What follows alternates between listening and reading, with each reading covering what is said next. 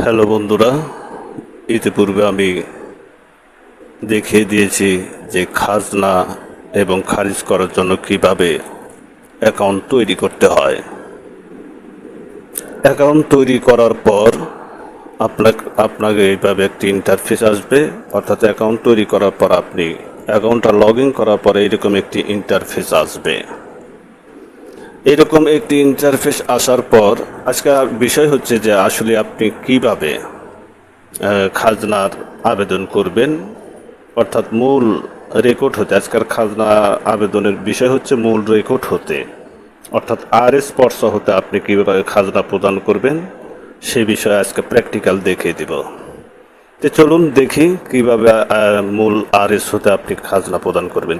ইতিপূর্বে আমি বলেছি যে তিনটি পর্চার উপর বা তিনটি বিষয়ের উপর খাজনা প্রদান করতে হয়। তার একটি হলো RS পর্চা হতে খাজনা প্রদান, আর একটা হচ্ছে RS পর্চার উপর খাজনা প্রদান, আর একটি হচ্ছে মিউটেশন খারিজ খতিয়ানের উপর খাজনা প্রদান, আর একটি হচ্ছে অরিশিয়ান সনদ দিয়ে অর্থাৎ অরিশ হিসেবে খাজনা প্রদান। তো আজকে বিষয় হচ্ছে মূল রেকর্ড হতে অর্থাৎ RS হতে কীভাবে খাজনা প্রদান করবেন এবং আবেদন করবেন সেই বিষয়ে আজকে দেখিয়ে দিব সরাসরি। চলুন যাই। প্রথমে অ্যাকাউন্ট লগ ইন করবেন। অ্যাকাউন্টটা লগ ইন করার পর আপনার এইরকম একটি ইন্টারফেস আসবে। এখান থেকে ভূমি উন্নয়ন করে চলে যাবেন। ভূমি উন্নয়ন করে চলে যাওয়ার পর আপনাকে এইরকম একটি ফেজ চলে আসবে। এরকম একটি ফেজ চলে আসার পর এখান থেকে আপনি চলে যাবেন খতিয়ানে। খতিয়ানে চলে যাওয়ার পর এরকম ফেজ আসবে আবার। আসার পর এখান থেকে আপনি চলে যাবেন হলো নতুন খতিয়ান তথ্য প্রদান করতে ক্লিক করুন এইখানে। আমি এইখানে চলে গেলাম। এইখানে আসার পর এখানে আপনাকে কিছু বিষয় পূরণ করতে হবে, অর্থাৎ পর্চাটা কোন বিভাগের সেই বিভাগে।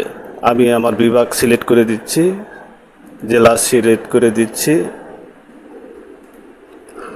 এরপর হচ্ছে উপজেলা, অর্থাৎ পর্চাটা এইরকম আসলে পর্চাটা নিয়ে আসতে হবে বিভাগ হতে একদম মৌজা পর্যন্ত। এরপরে উপজেলা সিলেক্ট করে দিচ্ছি। এরপরে হচ্ছে মৌজা, পর্চাটা কোন মৌজার ওখানে পর্চার উপরে লেখা থাকবে। যাই হোক আমি মৌজাটা সিলেক্ট করে দিচ্ছি।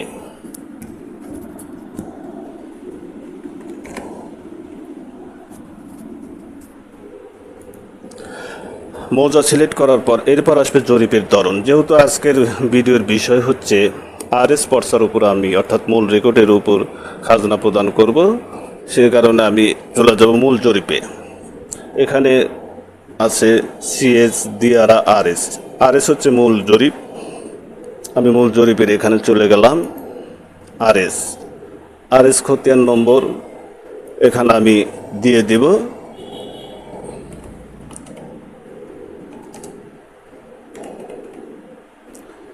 খতিয়ানি দিয়ে দেওয়ার পর যাচাইকরণ দেওয়ার পর এরকম ইন্টারফেস এখানে চলে আসবে। আসার পর আপনি সংযুক্তি করতে পারেন, আবার নাও করতে পারেন। অবশ্যই সংযুক্তিটা দিয়ে দিবেন। RS পর্চাটা স্ক্যান করে অথবা ছবি উঠে ওটাকে PDF ফাইলে রূপান্তরিত করবেন। আমার ইতিপূর্বে ওটা আমি স্ক্যান করে PDF ফাইলে রূপান্তর করেছি। আমি ফাইলটি এখানে আপলোড করে দিচ্ছি। আপলোড করে দেওয়ার পর আর কোনো আপাতত কাজ নাই এখানে। আমার এখানে আপাতত কোনো কাজ নাই, যেহেতু RS পর্চার মালিক নিজেই খাজনা প্রদান করছে, অর্থাৎ নিজস্ব মালিকানা। এখানে টিক দিয়ে দিবেন। দেওয়ার পর সংরক্ষণে ক্লিক করুন। এইভাবে সংরক্ষণে ক্লিক করার পর এরকম একটি ইন্টারফেস চলে আসবে। আপাতত এখানে আর কোনো কাজ নেই। এখন আপনার একটু কাজ রয়েছে, সেটা হচ্ছে আপনি পর্চাটা নিয়ে ইউনিয়ন ভূমি অফিসে যাবেন এবং সেখান থেকে সমন্বয় করতে হবে যে আসলে কত টাকা খাজনা আসছে। সেখান থেকে সমন্বয় করার পর আপনি এখানে আবার ঢুকে এখানে খাজনা আপনি দিয়ে আপনার খাজনা রসিদটা বের করতে পারবেন।